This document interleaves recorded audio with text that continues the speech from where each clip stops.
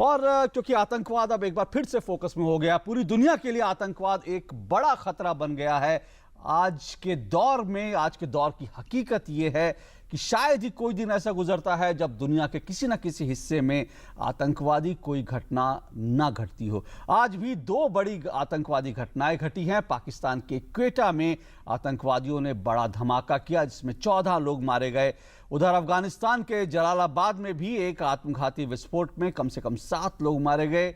यही वजह रही कि अमेरिकी राष्ट्रपति बराक ओबामा ने भी अपने अंतिम स्टेट ऑफ यूनियन का जो उसमें भाषण दिया, जो संबोधन दिया, उसमें भी आतंकवाद का मुद्दा बड़ी प्रमुखता से उठा।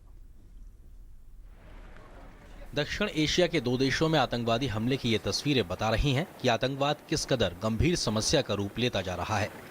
अफगानिस्तान में तालिबान और कुछ अन्य आतंकवादी संगठन सक्रिय हैं, तो वहीं पाकिस्तान भी आतंकवादियों की पनाहगाह बना हुआ है। पाकिस्तान के दक्षिण पश्चिमी शहर क्वेटा में पोलियो के एक टीकाकरण केंद्र के बाहर बुधवार को हुए बम विस्फोट में कम से कम 14 लोगों की मौत हो गई और कई अन्य लोग घायल हो गए। मरने वाले ज्यादातर लोग सुरक्षा अधिकारी हैं। कहा जा रहा है कि हमला आत्मघाती हमलावर ने किया। पुलिस और बचाव कार्यकर्ता विस्फोट के बाद मौके पर पहुंच गए और सुरक्षा बलों ने इलाके को घेर लिया। उधर पूर्वी अफगान शहर जलालाबाद में बुधवार को पाकिस्तानी वाणिज्य दूतावास के समीप एक आत्मघाती विस्फोट और फिर गोलीबारी हुई जिसमें कम से कम 7 लोगों की मौत हो गई। मैं यहाँ पर बैठा हुआ था और मैंने 2 लोगों को मोटरसाइकिल पर इस इलाके में घूमते हुए देखा। उनमें से एक ने मोटरसाइकिल से उतरकर अचानक पुलिस पर गोलियां चलानी शुरू कर दी। वो पुलिस की वर्दी पहने हुए थे और उनके पास हथियार भी था। हमले के बाद फौरन पूरे इलाके को घेर लिया गया। पाकिस्तानी वाणिज्य दूतावास के निकट एक मकान में बंदूकधारी छिपे थे। अफगानी सुरक्षा बलों के साथ इनकी मुठभेड़ हुई जिसके बाद 2 आतंकी मारे गए।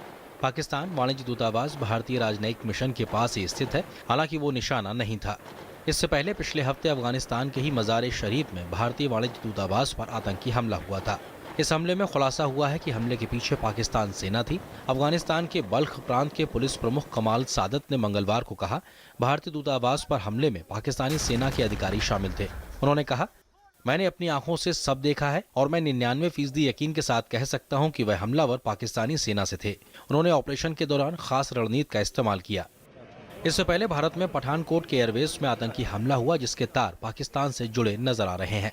आतंकवाद की इन्हीं घटनाओं की वजह से अमेरिकी राष्ट्रपति बराक ओबामा ने भी कहा है कि अफगानिस्तान और पाकिस्तान समेत दुनिया के कई हिस्सों में दशकों तक अस्थिरता बनी रहेगी। बराक ओबामा ने अमेरिकी कांग्रेस में अपने अंतिम स्टेट ऑफ यूनियन संबोधन में आतंकवाद पर गहरी चिंता जताई है। Priority number 1 is protecting the American people and going after terrorist networks.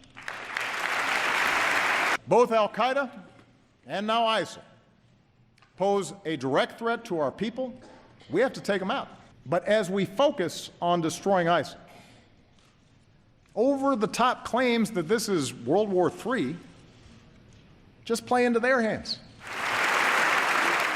Obama ने अलकायदा और अब आईएस दोनों को ही अमेरिका के लिए सीधा खतरा बताया और कहा कि अमेरिका इनके सफाई के लिए लड़ाई लड़ रहा है। For even without ISIL, even without Al-Qaeda, instability will continue for decades in many parts of the world. In the Middle East, in Afghanistan and parts of Pakistan, in parts of Central America and Africa and Asia.